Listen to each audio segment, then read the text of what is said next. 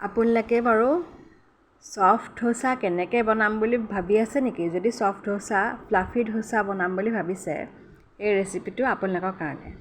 প্ৰথমে চুজি লৈ ল'ব। আজি মই ৰাৱা ধোসাই বনাইছোঁ। চুজি আন্দাজমতে ল'ব। চুজি পৰিমাণটো সৰহ হ'ব লাগিব আৰু দৈ পৰিমাণটো তাতকৈ অকণমান তাকৰ হ'ব লাগিব। লগতে অকণমান আন্দাজমতে নিমখ দি দিব। মই বেকিং চ'ডা দি দিছোঁ, নহ'লে বেকিং পাউডাৰ অকণ দিব পাৰে। এতিয়া গোটেইখিনি মিক্সাৰ গ্ৰাইণ্ডাৰত মাৰি দেখিছেনে? এটা ঠিক পেষ্ট বনাব লাগিব। খুব বেছি ডাঠো নহয়, খুব বেছি পাতলো নহয়।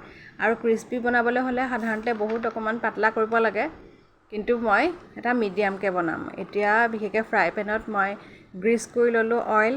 লগতে এতিয়া মই ধোসা বাটাৰ ইউজ কৰিছোঁ। আপোনালোকে ইডলিৰ কাৰণে ইউজ কৰিব পাৰে, একেটা বাটাৰেই হয়।